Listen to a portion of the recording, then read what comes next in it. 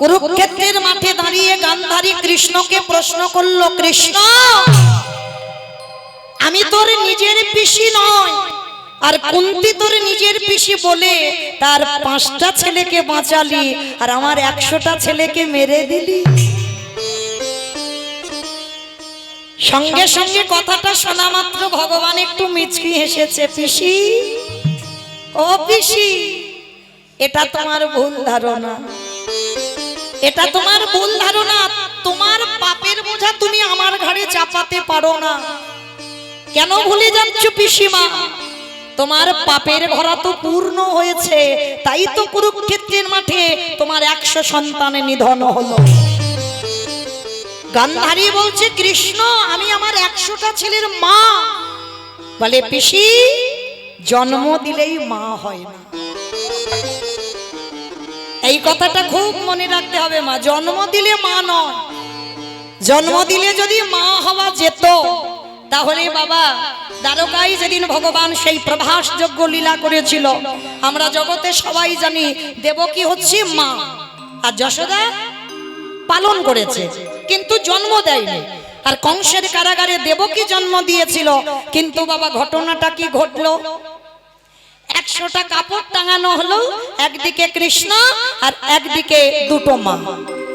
স্বর্গের দেবতারা বলেছিল কে প্রকৃত মা এখানে প্রমাণ হবে। কিরকম? 100টা পর্দা মানে 100টা কাপড় ভেদ করে যার স্তনদুগ্ধ গোপালের বদনে যাবে সেই হবে গোপালের আসল মা। ভালো করে ভাবেন মা, কত বড় পরীক্ষা। 100টা কাপড়, একটা দুটো কাপড় নয়, স্তনদুগ্ধ এমন স্পিডে যাবে গিয়ে যেন কৃষ্ণের মুখে গিয়ে পড়ে। তা অহংকারিতা গর্বিতা দেবকী মা মনে একটা অহংকার থাকবারই কথা। তো কৃষ্ণকে জন্ম দিয়েছে কারাগারে, কিন্তু বাবা জন্মতে দেয়নি, তিনি আবির্ভূত হয়েছে। কারণ যখন ভগবানের আসবার সময় ছিল তখন দেবকী মা কারাগারে অচৈতন্য। তাহলে এলো কি, জন্ম নিল কি না? আবির্ভাব হয়েছে। ভগবান কোনোদিন জন্ম নেয় না, আবির্ভাব হয়। তা আবির্ভাব হলো, আর হয়ে কি করলো? সবাই তো জানে দেবকী মা, সবাই জানে। তা দেবকী অহংকারিতা গর্বিতা প্রভাস তীর্থে কোমরে হাত দিয়ে অহংকার করে বলছে, কৃষ্ণ আমি বেশি কিছু বলবো না বাবা, তুই আমার ছেলে, আমি তোরে জন্ম দিয়েছি, আমার স্তনদুগ্ধটা তুই খেয়ে নে। আর যেই না বাবা খেয়ে নে বলেছে, স্তনদুগ্ধ ছেড়েছে, সঙ্গে সঙ্গে 99টা কাপড়ে গেল, একটা কাপড়ের কাছে দুধ আটকে গেছে, আর যাচ্ছে না। স্বর্গের দেবতারা দেখে তো অবাক, 99টা কাপড় গেল আর একটা কাপড় ভেদ হয়ে কৃষ্ণের মুখে যাচ্ছে না কেন? ভগবান হেসে বলল, মা গো আমি জগতে সব সইতে পারি কিন্তু অহংকার নয়। তুমি একবার মনে করে দেখো সেই দিনের কথা, কোন দিন? যেদিন আমি ছিলাম রঘুপতি রামচন্দ্র, যেদিন তুমি বাবার কাছ থেকে দুটো বর চাইলে, ভরত রাজা হবে, রাম 14 বছর বনে যাবে, সেদিন আমার বাবা দশরথ তোমাকে বর দিয়ে দিল। কিন্তু মা সেদিন আমার মা কৌশল্যা কেঁদে কেঁদে বলেছিল, রামের তোকে যেমন তোর বিমাতা কইকেই বনবাসে 14 বছর দিচ্ছে, কথা দে এর পরের জন্মে তুই আমার গর্ভে আসবি না। আসতে যদি হয় তোর বিমাতা কইকেইর গর্ভে আসবি, কথা দে। আসবি বটে, কিন্তু কোনদিন মাতৃ স্তনদুগ্ধ পান করবি না। তাই তো আজকে সেই কইকেই মা দেবকী, যার জন্য সেই প্রভাস তীর্থে সবাই দেখে ফেললো 99টা কাপড় ভেদ হলো, একটা কাপড় ভেদ হয়ে গোপালের বদনে গেল না। সবাই জেনে গেল দেবকী মা নয়। এইবার সমস্ত দেবদেবীরা বলছে, যশোদা তুমি স্তনদুগ্ধ দাও। ভাগ্যবতী মা নয়ন জলে বুক ভাসিয়ে বলছে, গোপাল আমি তোর মা নয়। সবাই জানে, সবাই জানে, আমি বলবো কেন, আমি তোর মা নয়। কিন্তু যদি কোনোদিন আমি মায়ের মতো তোকে ভালোবাসি, একবার জগতের সামনে আমাকে মা বলে আখ্যা দিবি। কি গো ভক্ত যদি নয়ন জলে কাঁদে আর কি সইতে পারে গো? যেই না কাঁদলো স্তনদুগ্ধটা ছেড়েছে, সঙ্গে সঙ্গে 100 কাপড় ভেদ হয়ে একেবারে গোপালের বদনে গিয়ে পড়ল। নিতাই গৌর হরি বল হরি বল হরি বল। স্বর্গের দেবতারা প্রশ্ন করলো, ঠাকুর এটা কি হলো? যে মা জন্ম দিল তার স্তনদুগ্ধ খেলে না, আর যে মা শুধু পালন করলো তার স্তনদুগ্ধ পান করলে কেন? ভগবান মনে মনে বলছে তোমরা জানো না, কিন্তু আমি তো জানি এই মা হলো আমার ভাগ্যবতী ধরা মা। কি গো মায়েরা, এ তো ধরা মা, যশোদা ধরা মা। সেই যে ধরা সতী নিজের স্তন বন্ধক দিয়ে অতিথি সেবা দিয়েছিল, আর সেই অতিথিটা কে ছিল? ভগবান নারায়ণ আর দেবর্ষি নারদ। যখন অতিথি রূপে গেল, চাল ডাল দ্রোণ পেল না, তখন ধরা মা নিজের বাম স্তন বন্ধক দিল বাবা ভোলানাথের কাছে। মা দুর্গা কেঁদেছিল, প্রাণনাথ তুমি এটা কি করলে? একটা নারীর অঙ্গ তুমি ছেদন করলে, কেন করলে? তখনই ভোলানাথ বলেছিল, ছেদন করিনি, ওটা আমারই কাজে লাগবে। ওই যে রক্তটা মাটিতে পড়লো, তার থেকে জন্ম হলো শ্রীফল গাছে, আর ফলটা ওই মায়ের ধরা মায়ের স্তনটা তুলে দিল গাছে। শ্রীফল গাছ মানে বেল গাছ, ধরা মায়ের রক্তবৃন্দ দিয়ে বেল গাছের জন্ম হলো, আর সেই স্তনটা হয়ে গেল বেল ফল। ওই দুটো বস্তু না হলে বাবা ভোলানাথের পূজা অর্চনা হবে না। আজকে সেই ধরা মা যখন অতিথি সেবা দিচ্ছে, রক্তের ধারা একটা একটা করে পড়ছে, তখনই ভগবান কায়দা করে বলেছিল, ধরা মা তুমি জানো না, নারী জাতি যদি অসুচি হয় কোনোদিন সাধু সেবা, বৈষ্ণব সেবা, গুরুজনদের সেবা দিতে নেই, আর তুমি অসুচি। ধরা মা বলল, বাবা ঠাকুর আমি অসুচি না। বলে অসুচি যদি না হবে রক্তের ধারা মাটিতে পড়লো কি করে? সমস্ত ঘটনাটা যখন বলল, তখনই ভগবান আর থাকতে পারল না। তখনই ধরা মাকে প্রকাশ্যে দেখা দিয়েছিল, আর দেখা দিয়ে বলল, ধরা তোমার ভক্তিতে আমি সন্তুষ্ট, চেয়ে নাও আজকের মনের মতো বর। তখনই ধরা মা বলেছিল, ঠাকুর দিতে যদি হয় আমাকে 3টে বর দেবে। 3টে বর? বলো কি বর? এর পরের জন্মে আমি যেন ভিখারিনী নয়, আমি যেন রাজরানী হতে পারি। কেন মা তুমি বড় লোক হতে চাইছো? জানো ঠাকুর, এ জন্মে কতজন আমার ঘরে এলো, আমি কতজনকে সেবা দিতে পারিনি, আর যে জন্মে আমি বড় লোক হব আমার দুয়ার থেকে যেন কেউ ফিরে না যায়। বেশ, তথাস্তু তাই হবে। আর কি চাও?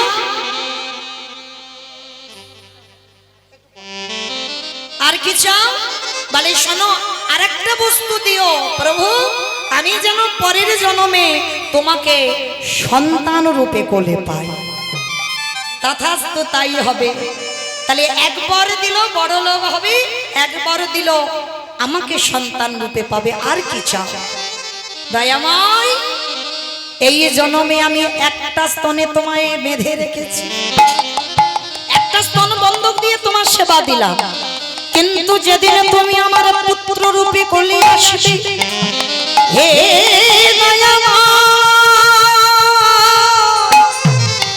তুমি আমায় কথা দিয়ে যাও, সেই দিনে যেন আমি তোমার যুগল স্তনে বাঁধিতে পারি।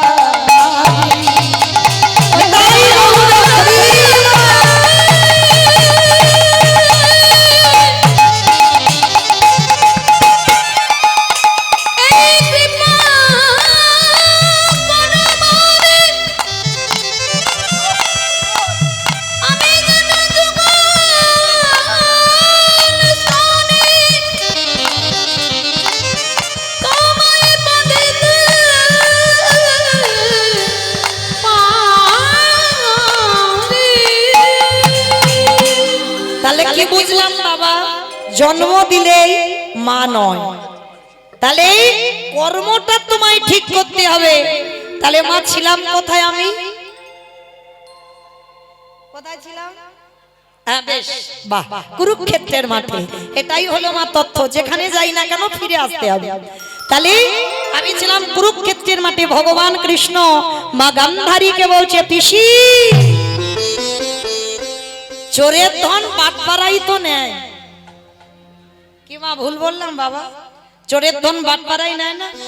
তুমি চুরি করা মাল রেখে দিয়েছো, কোন দিক দিয়ে দিয়ে তোমার চুরি হয়ে যাবে তুমি টেরও পাবে না। তা গান্ধারী মার 100টা থেকে মরেছে কি এমনি মা? ও তো চুরি করা ছেলে, তা চুরি করা ছেলে ও তো চুরি হবেই। তা পিসিমা বলছে কৃষ্ণ আমি অত শত বুঝি না, আমি এইটুকু বুঝি যে আমি তোর নিজের পিসি নয়, কুন্তি তোর নিজের পিসি, ওই জন্য ওই পিসিকে কৃপা করেছিস বলে না।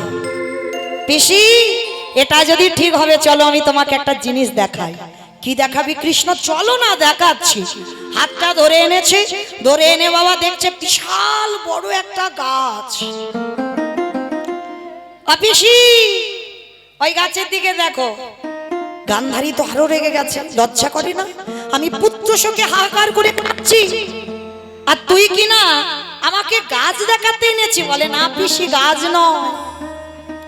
ওই গাছের দিকে তাকাও, একটা টুনটুনি পাখির বাসা দেখতে পাচ্ছ? কৃষ্ণ আমি পুত্রহারা জননী কাঁদছি আর তুই পাখির বাসা দেখাচ্ছিস? বলে ও পিসি পাখির বাসা দেখাই।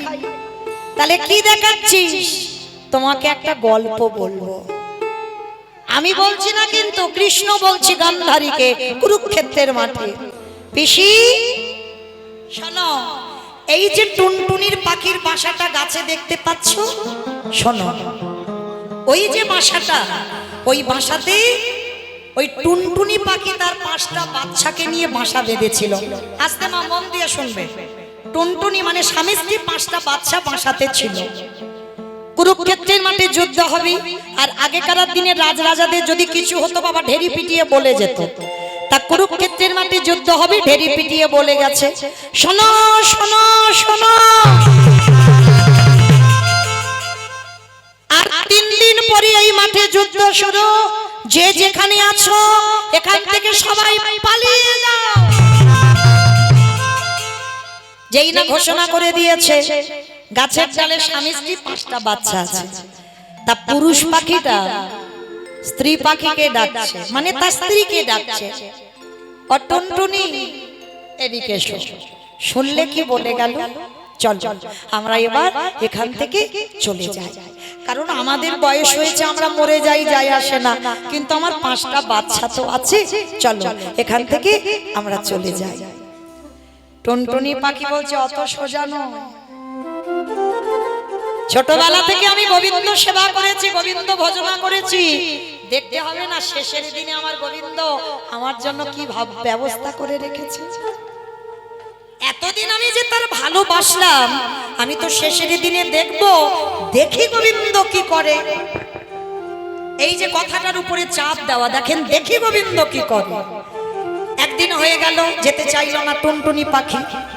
এইবার দ্বিতীয় দিনে আবার স্বামী বলছে ও গিন্নি চলো না, এখন এক সময় আছে, 2 দিন বাকি আছে, যুদ্ধ শুরু হলে তুমি জানো এখানে শ্মশান হয়ে যাবে আর আমরা বাঁচবো না, চলো আমরা চলে যাই। আবার সেই স্ত্রী পাখিটা বলছে দেখি গোবিন্দ কি করে, তোমার যাবার দরকার হয় তুমি চলে যাও, কিন্তু আমি এখান থেকে যাচ্ছি না, আমাকে দেখতে হবে না আমি যে তাকে ভালোবাসলাম, শেষের দিনে সে আমার কি ব্যবস্থা করে রেখেছে। কি গো, ভগবানকে ভালোবাসার উপরে নিজের বিশ্বাসটা রাখতে হবে যে আমার কৃপা হবে, হ্যাঁ এই বিশ্বাসটা তো আগে দরকার।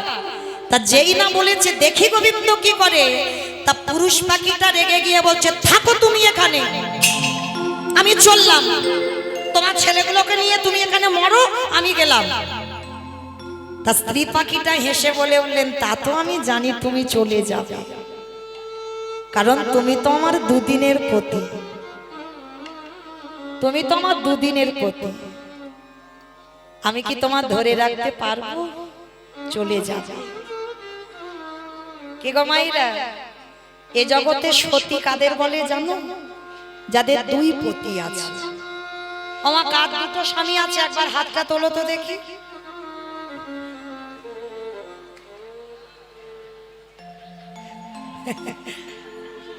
ভয় পেয়েছে বাবা, যদি জানাজানি হয়ে যায়। কি গো ভয় পাচ্ছ? পাচ্ছ না? তাহলে হাত তুলতে তো লেট হলো কেন? হ্যাঁ বাবা বোঝে, কিন্তু একটু লেটে বোঝে। বললাম যাদের দুই স্বামী তারা সতী, যাদের এক স্বামী তারা অসতী। তাহলে সবার এখানে দুটো করে স্বামী আছে তো গো, বিশ্বাস করো তো?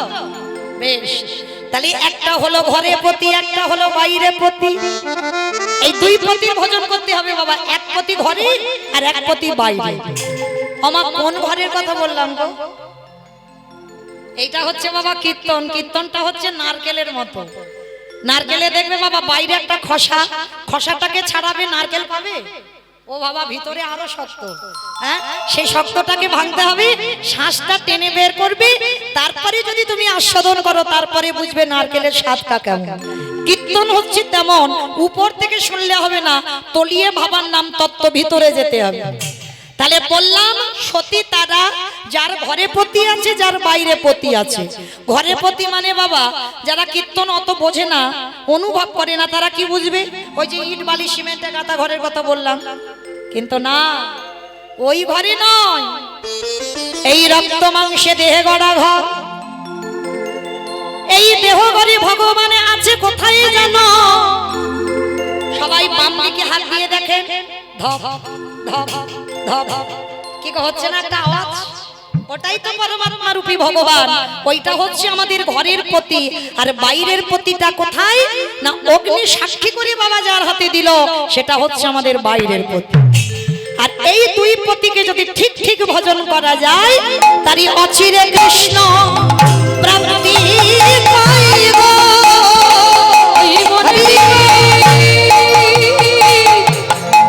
কৃষ্ণ সেবা করলি অচিরে কৃষ্ণ প্রাপ্তি হইব।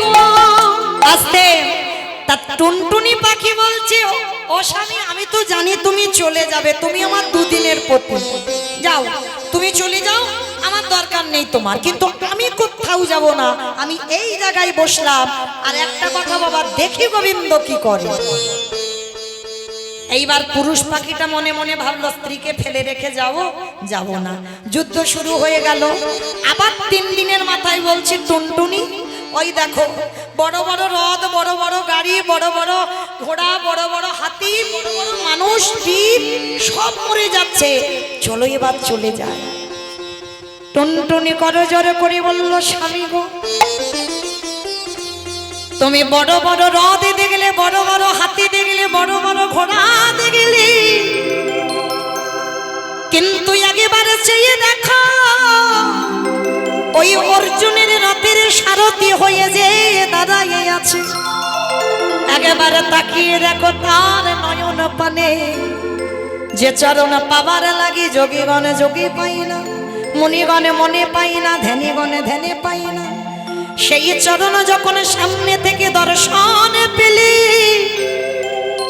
ওগো স্বামী তোমার পায়ে পড়ি, একেবারে নয়ন ভরে তুমি তার সেই অপূর্ব রূপ একেবারে দেখে নাও।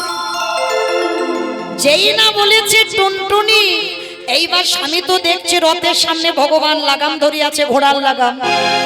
এইবার টুনটুনি পাখি বলছে, স্বামী আর দেরি নয়, চলো এইবার আমরা 5টা বাচ্চাকে নিয়ে রথের চাকার তলায় গিয়ে মাথাগুলো পেতে দিয়ে বসে। যেই না বলেছে পুরুষ পাখিটা চমকে উঠেছে, হ্যাঁ গো এখনো আমরা বেঁচে আছি, আর তুমি বলছো ওই রথের চাকার তলায় যাব কেন? চাকা গড়ালে তো না মরে যাব। বলে ওইটাই তো চাই। স্বামী তুমি বোধহয় জানো না, এই জগৎ সংসার মাঝে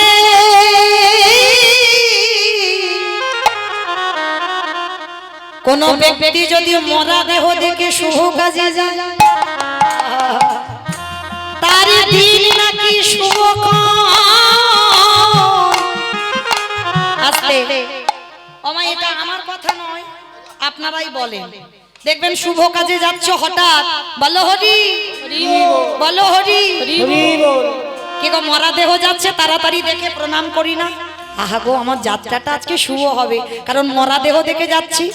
কি মা বলেন তো, শুভ কাজে যাচ্ছি, সফল হবে। তবে মা মনে রাখতে হবে বাবা, সব মরা নয়।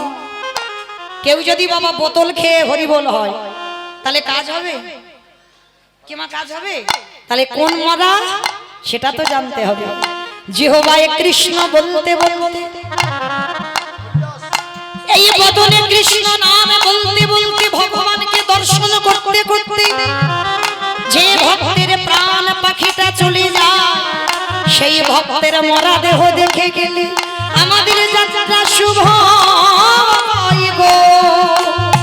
নিতাই গৌর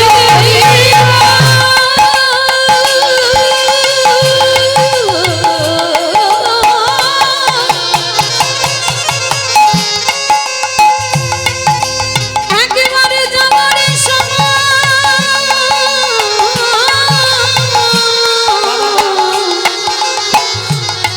ওই চরণামে দর্শন করে যেন যেতে পারি। আস্তে। এইবার চাকার তলায় গিয়ে বসেছে বাবা, আর একটু চাকা গড়ালেই পাখির বাচ্চাগুলো মরে যায়। সবে চাকাটা গড়াবে, ভগবান অর্জুনকে ডাক দিয়েছে, পার্থ দাঁড়াও। সখা ডাকলে কেন? দাঁড়াও দাঁড়াও, আর যাওয়া যাবে না, যাওয়া যাবে না। কত খেয়াল রাখতে হয় দেখো আমার ভগবানের। একটা পাখির বাচ্চা রথের চাকার তলায় পড়েছে, ওটাও খেয়াল রাখতে হচ্ছে। দাঁড়াও। সখা দাঁড় করালে কেন? শোনো অর্জুন, এমন করে একটা বান মারো তো, এক্ষুনি যেন দুর্যোধনের যে হাতিটা দাঁড়িয়ে আছে, ওই হাতির গলায় যে ঘন্টাটা বাঁধা আছে, ওই ঘন্টাটা কেটে যেন মাটিতে পড়ে যায়। বলে কেন? পরে বলবো, যেটা করছি সেটা, যেটা বলছি শোনো। যেই না ঘন্টাতে মেরেছে বাবা, ঘন্টাটা কেটে পড়ে গেছে মাটি। এইবার ভগবান নয়ন ইঙ্গিত করে ওই টুনটুনি পাখিকে বলছে, যাও এইবার কৃপা করে তুমি তোমার স্বামী আর 5টা বাচ্চাকে নিয়ে ওই ঘন্টার ভিতরে প্রবেশ করো। আর যেই না প্রবেশ করা, সঙ্গে সঙ্গে ভগবান করুণার হাত দিয়ে ঘন্টাটা উবুর করে দিল। কি গো, কত করুণাময় দেখো। 17.5 দিনে যুদ্ধ হয়েছে ওর উপর দিয়ে, রথী মহারথীরা ওর উপর দিয়ে হেঁটে চলে যাচ্ছে, কিন্তু টুনটুনি তার স্বামী স্ত্রীর 5টা বাচ্চার গায়ে একটা আঁচড় দেয়নি। এইবার 17 দিন যুদ্ধ, একবেলা যুদ্ধ হয়ে গেল, আর যুদ্ধ হবে না, শেষ। বলো তো মা, 17টা দিন কে খেতে দিত পাখির বাচ্চাগুলোকে? জানো বাবা, নারদ মুনি একবার প্রশ্ন করেছিল, ঠাকুর তোমাকে চিন্তামণি কেন বলে? তা নারদ মুনিকে দেখাবার জন্য ভগবান বলছে, দেখবে আমাকে চিন্তামণি কেন বলে? শোনো দেখাচ্ছি। নারদ, ছুটে যাও নদীর ঘাটে, আর নদীর ঘাটে থেকে একটা পাথর গুড়িয়ে আনো। তা ছুটে গেছে নারদ, আর জলে একটা ডুব দিয়ে একটা বড় পাথর গুড়িয়ে এনেছে। পাথরটা এনে বলছে, প্রভু এই নাও পাথর। ভগবান বলছে, নারদ পাথরটাকে এবার ভাঙো। পাথরটা ভেঙেছে, আর পাথরটা ভাঙার পরে নারদ রেগে গেছে, ঠাকুর আমি তোমাকে বললাম চিন্তামণি কেন বলে, আর তুমি আমার পাথর ভাঙতে বলছো কেন? বলে, নারদ পাথরটা ভেঙে কিছু দেখলে? বলে, হ্যাঁ দেখলাম, পাথরটার ভিতর থেকে পিঁপড়ে বার হচ্ছে। আচ্ছা নারদ, পাথরটা ছিল কোথায়? বলে, কেন ঠাকুর? জলের তলায়। তাহলে পাথরটা জলের তলায় ছিল, পাথরের ভিতরে যে পিঁপড়ে ছিল, এর ভাবনা কি তুমি ভেবেছো? তাহলে একটা জলের তলায় পাথর, পাথরের ভিতরে পিঁপড়ে, তার আহারের ব্যবস্থা জগতে কেউ করেনি, করেছিলাম আমি বিশ্বের স্রষ্টা মালিক ভগবান। নিতাই গৌর হরি বল, হরি বল, হরি বল। তাহলে এই জন্য নারদ আমাকে চিন্তামণি বলে। আমি সবার চিন্তা আমার মাথায় রাখতে হয়। পাখির বাচ্চাদের খাইয়ে যেত 17টা দিন, একবেলা যুদ্ধ হয়ে গেল। এবার কৃষ্ণ পিছন ঘুরে চলে যাচ্ছে, টুনটুনি পাখি ভিতর থেকে যাচ্ছে, প্রভু আমাদের কিছু ব্যবস্থা করে দিলে না, আমরা কি এর ভিতরেই থাকবো? ভগবান করুণার হাত দিয়ে ঘন্টাটা তুলে দিল, ভগবান নিজের হাত দিয়ে বাসা বেঁধে দিল। টুনটুনি তার স্বামী স্ত্রী 5টা বাচ্চাকে নিয়ে ভগবান নতুন করে বাসা বেঁধে ওই বাসার উপরে ভগবান তুলে দিল। ও যে ভক্ত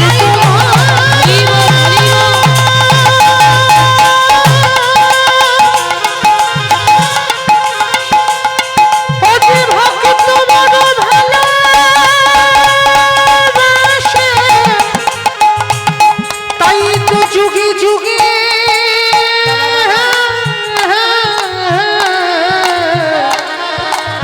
ও যে ভক্তের কাছে ছুটে আসতে। তাহলে ভগবান ভক্তের জন্য গীতায় শ্লোকে বলেছে বাবা, অনন্য চিন্তয়ন্ত মাং যজনা পর্যপস্বতি তস্মা নিত্যাভিযুক্তানাম যোগক্ষেয়ং বহম। ভক্তের যদি খাওয়া না হয়, ভগবান যোগক্ষেয়ং বহম মহম, মানে ভক্তের বোঝা ভগবান মাথায় বয়ে ভক্তকে খাইয়ে দিয়ে আসে। যেমন বাবা গীতায় অর্জুন মিশ্র, ভগবান নিজে বোঝা বয়ে অর্জুন মিশ্রকে খাইয়ে এলো। ভুরি ভুরি প্রমাণ, যদি সারা রাতেও বলা যায় বাবা গীতা ভাগবত বলে ফুরানো যাবে না। তাহলে লক্ষ্য করেন, আজকের ভগবান কৃষ্ণ বলছে, ও পিসি, এই টুনটুনি 5টা বাচ্চা এরা কি আমার নিজের পিসি ছিল? আমার বুঝেছো? গান্ধারী বলেছিল না আমি নিজের পিসি নই, ওই জন্য 100 ছেলে মারলি। কুন্তী নিজের পিসি, ওই জন্য 5টা ছেলে বাঁচালি। ওই জন্য এই কাহিনীটা বলে গান্ধারীকে শিক্ষা দিল, পিসিমা এ জগতে আমার আপন কেউ নয়, এ জগতে আমার পরে কেউ নয়। যে জন নয়ন জলে ভক্তি ভরে আমার চরণে বিশ্বাস রাখতে পারে, আমি জনমে জনম আমি তার চরণের দাস।